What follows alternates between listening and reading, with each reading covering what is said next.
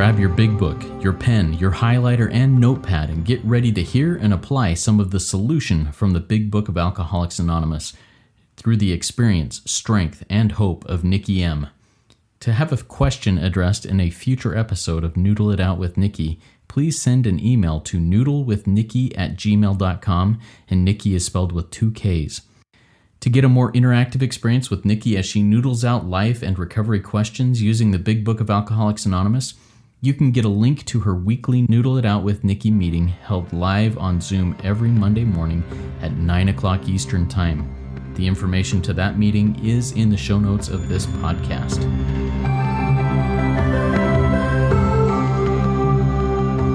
God morning, God afternoon, and God evening to all. My name is Justin B., and I am a son of an all-powerful and all-loving, perfectly loving God and a qualifying addict of multiple fellowships, living in the miracle of recovery, one day at a time, and I'm here with the intelligent agent, spearhead of God's ever-advancing creation, and my co-host, Nikki M.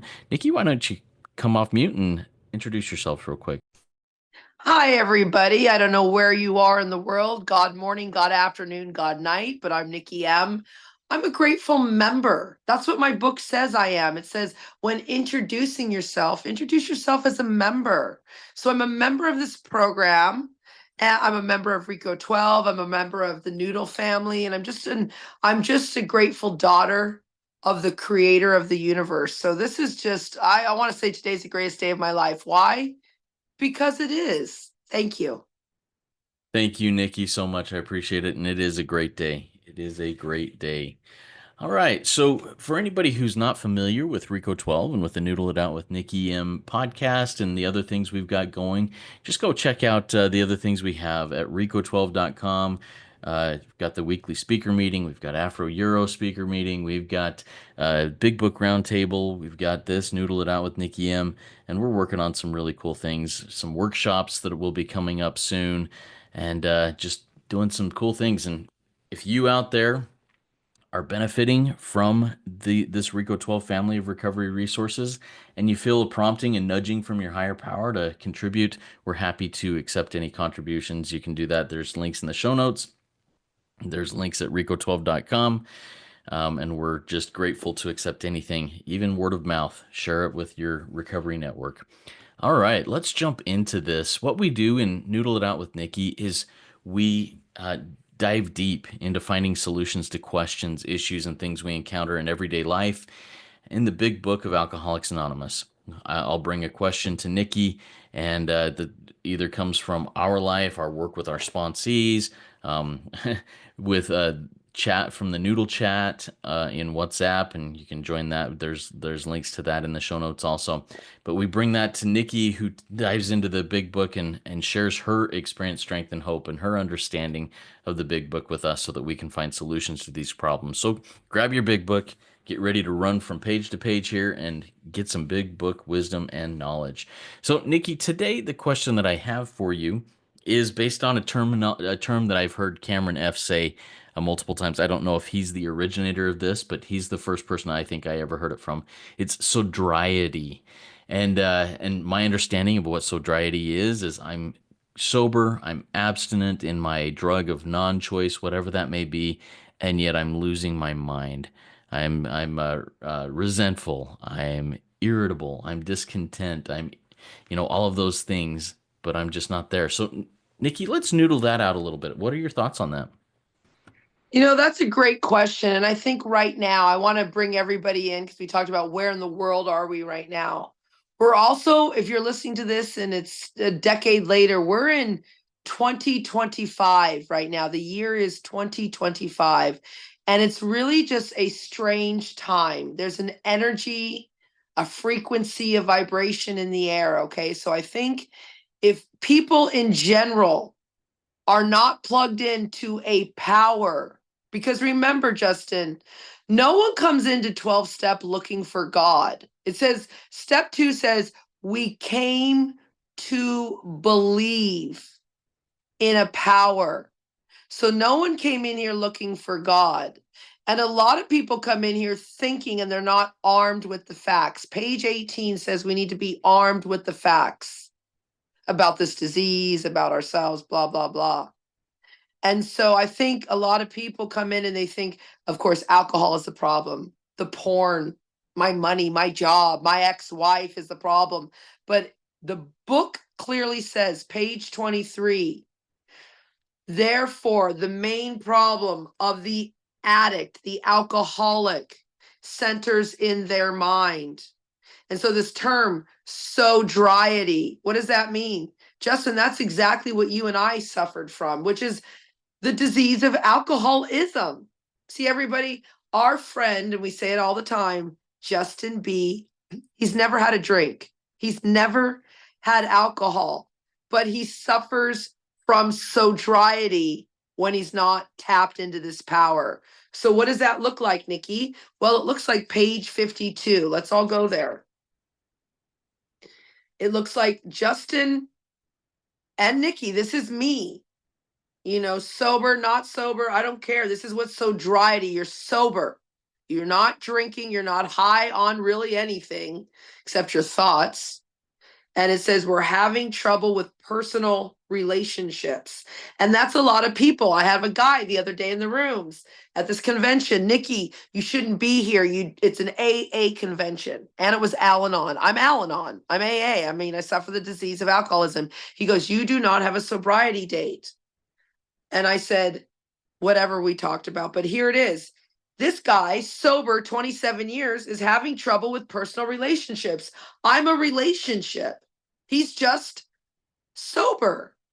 Because if he was really free, why would he even be thinking about me and my sobriety date? That's not even my program. I mean, he knows me very good. He knows that's not my problem. You see what I'm saying? We can't control our emotional natures. Sober. That's the people in the room. That's everybody in your family. I had a friend over yesterday, Justin. She just moved back from Cayman Islands. She's on everything you can imagine. Her psychiatrist told her. And then I just said, you know, I used to be like that too, but I'm beyond human aid. And I said, but now because I can control my emotional natures now. Right? And if you are just sober and not connected to this power, you're sobriety. You're not controlling your emotional natures and you're prey to misery and depression.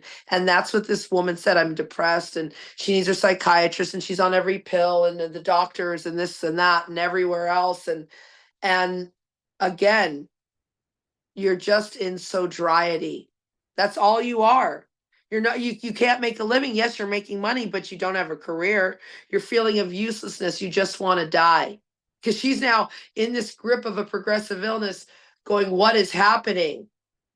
And I'm trying to explain this is the disease of alcoholism, or if you want to call it sobriety, you're sober, but you are acting out in a variety of ways. You want to die, but you're sober. Make it make sense. I mean, this is radical stuff. So remember, everybody, and this is why people get stuck in sobriety. They are here. We just had one on Noodle today. He's like, I'm doing all the dues, but I'm miserable. I'm sponsoring. I'm going to meetings. And then I took him deep in here. Are you really seeking God? See, we live in a spirit world. That's what this says. Page 84 says we have entered the world of the spirit. Go deep on that, everyone. You are more than just not drinking. You're living in a spirit world. What are your words saying? What are your thoughts saying? Because my book and our other podcasts, Justin, that we do, and I hope everyone out here is not only listening, I hope they're sharing it, and I also hope they're giving a seventh, is David G tells us this: we are in here for new beliefs, a new attitude. Isn't that what page, let me go there, page 74. Go deep here. It says, no, sorry, it's 72. It says, we have been trying to get a new attitude. Now, Justin, you and I know that people in the rooms are not just getting it. They're not trying to get a new attitude. They're trying to get a sobriety date. They're trying to control their family and have a checklist of, all the things. I mean, you and I are many different fellowships. It's like the checklist for the whatever it is. If you're in the sex program, it's the checklist for the dating program. It's the checklist for the money program. It's the checklist for the food program, weigh and measure. But they're not even trying to get a new attitude. Like, I mean, think about that. They're come in here like you've been in the rooms a while too, Justin. You see it. They're not trying to get a new attitude or a new set of beliefs. They're trying to get a new scale to measure and weigh their food. They're actually trying to get a new cell phone so they can't watch porn. Now you're in that fellowship too, where they've got to get a flip phone because they can't have a cell phone, because on a cell phone you can watch porn, but on a flip phone you can only call down, you can only dial out or whatever it is. They're not trying to get a new attitude.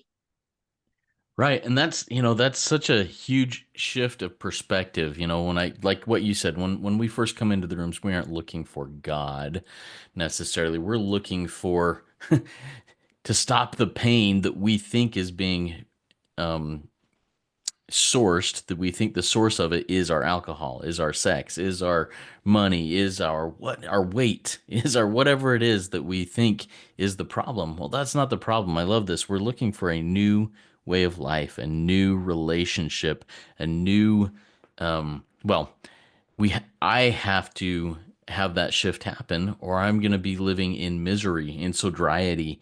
A while back when I first started having this awakening and first started talking to people about it, having podcast conversations with people, and this was back in 2019 and 2020.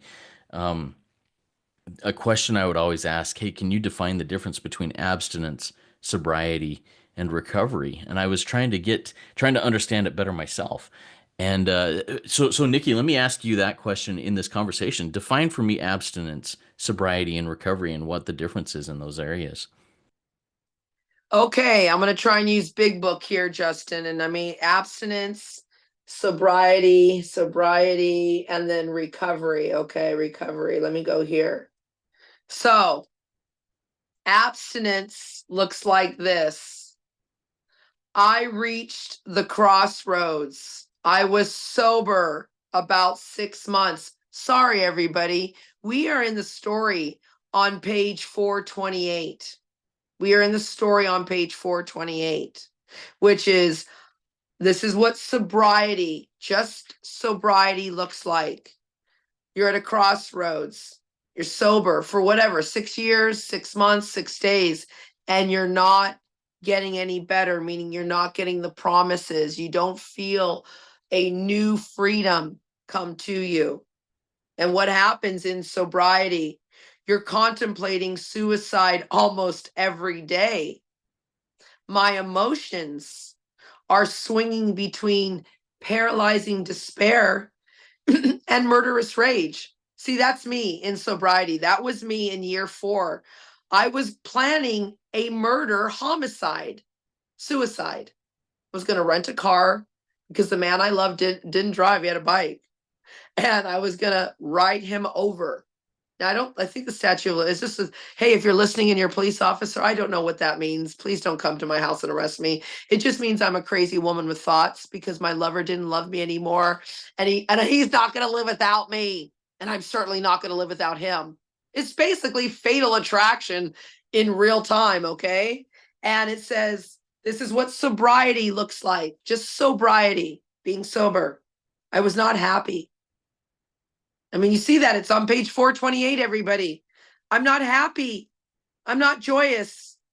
I'm not free. I'm miserable. And I'm sick of it. You can even turn to page 152. Here's what sobriety looks like. Nikki is fooling herself. 152, top paragraph. Nikki's fooling herself. Inwardly, she would give anything to take a half a dozen drinks, bites, scrolls, sucks. Oh no, this is a children's program. That's right. Let me keep it PG. My need to be right. Yells, fear, thoughts, whatever it is, a half a dozen of me, self. See, I just got off the phone. My sponsor just left me a message and he said this. The book says there's certain trials and low spots ahead. And he said just being in self is a trial and a low spot because he's in self. And so we can get away with it. That's what sobriety looks like. Because go down further, it says we aren't happy about our sobriety, Justin. It says it right there on page 152. That my line out says that's the dry drunk. That's the person who's just going to meetings, who's just, I'm sober, I'm sticking to my dating plan, I'm sticking to my food plan. I would do anything to have a bite of that dessert, but I they're not happy about their sobriety. They can't picture their life without this drug of non-choice. They will wish for the end.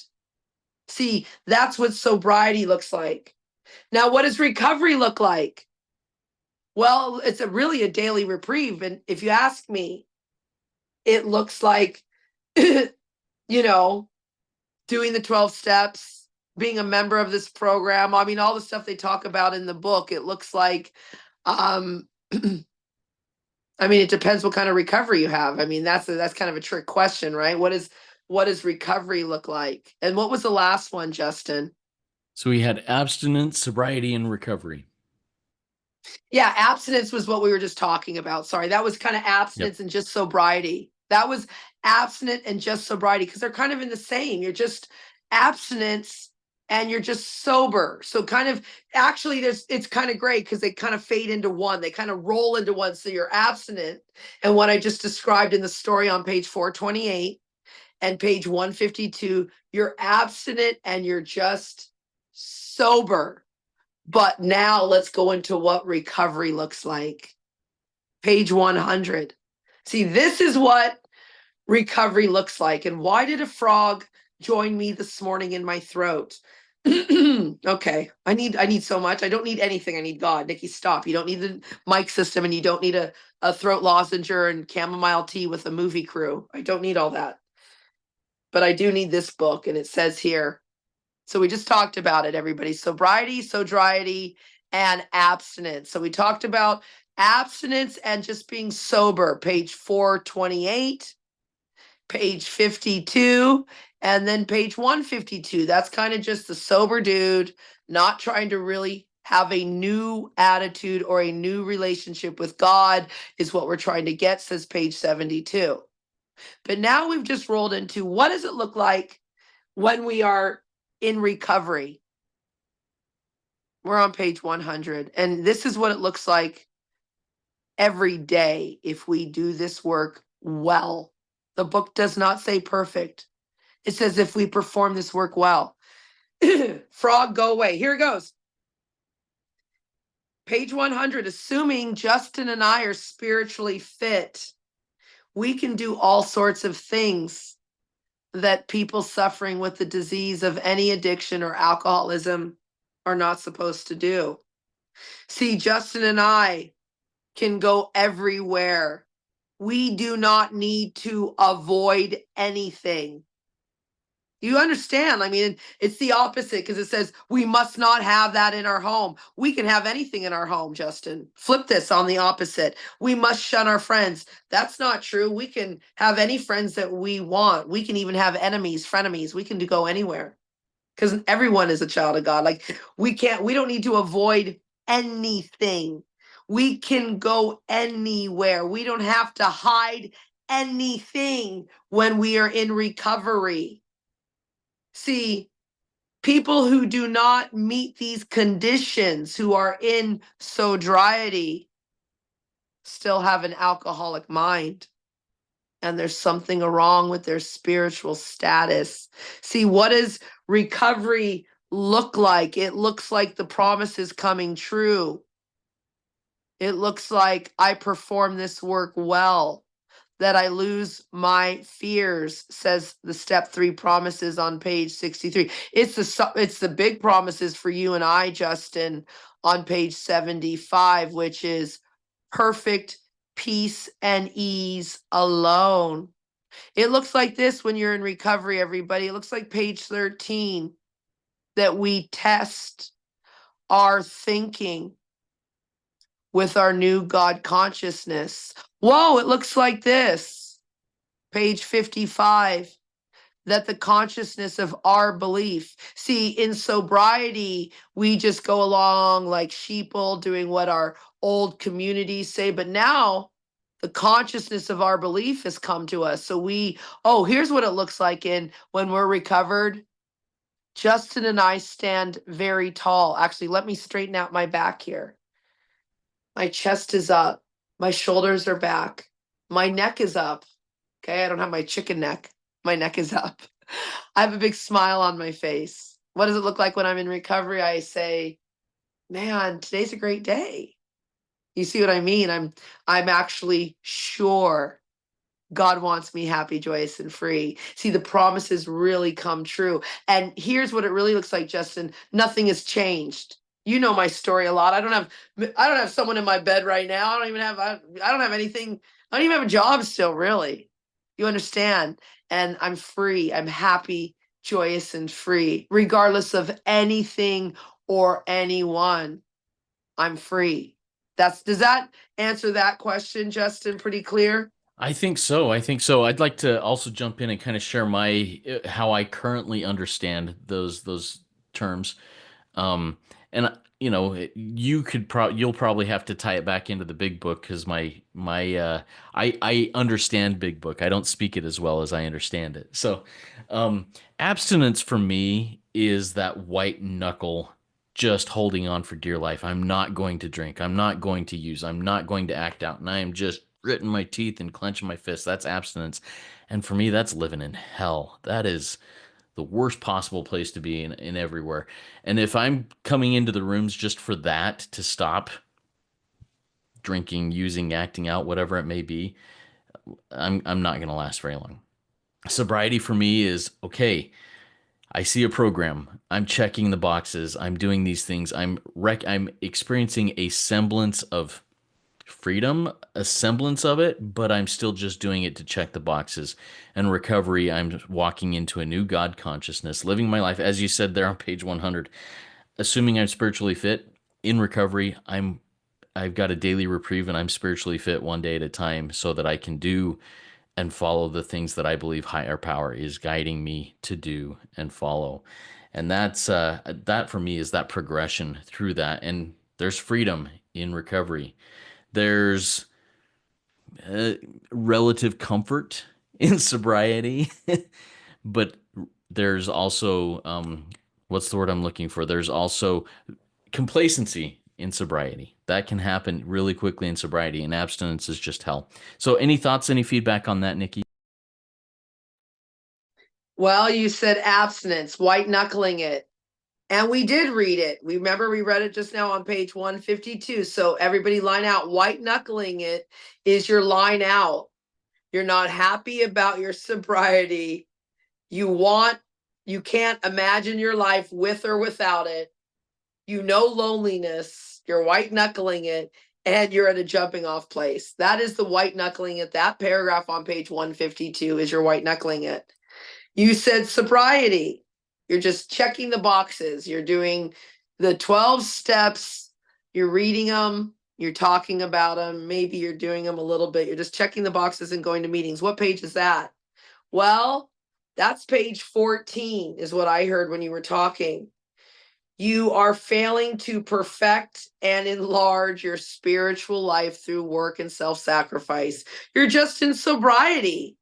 You're just page 14, 15. You are just doing the checks. You are failing to perfect and enlarge. And then I heard, this is interesting as I was flipping through while you were talking. I heard recovery. And this is what recovery is, Justin. And maybe we'll boopy do it out of here after. Justin said this, page 130. This is what my recovery looks like. I'm going to be Justin B. This is what my recovery looks like today. My dream world, my fantasy life, this whole like blotting out the consciousness of my existence has been replaced with a great sense of purpose, accompanied by a growing consciousness of the power of God in my life. See, that's what sobriety looks like for me, Nikki M and Justin B. That we have a great sense of purpose. Many times Justin and I are like, okay, we're here, how you doing? I got a million things to do, but let's get centered, let's do this, because we have purpose. I need Justin B here because I can barely work my cell phone, and I think he needs me because I'm Noodle Nikki. So do you see what I mean? We have a great sense of purpose accompanied by this consciousness. We are aware and we are awake of this power of God. And if you've ever seen Justin B's grandson, wow, that's the face of a little God. I love you so much, sir. Thank you for this topic. Thank you, Nikki. And we can boop boopy do out on that. Everybody, move up that hierarchy of abstinence, sobriety, recovery. It is so worth it when we get into that place with a great sense of purpose, accompanied by that growing consciousness of the power of God in our lives. It is so worth it. And you are worth it to get to that point. So keep working it. It is worth it, and you are too.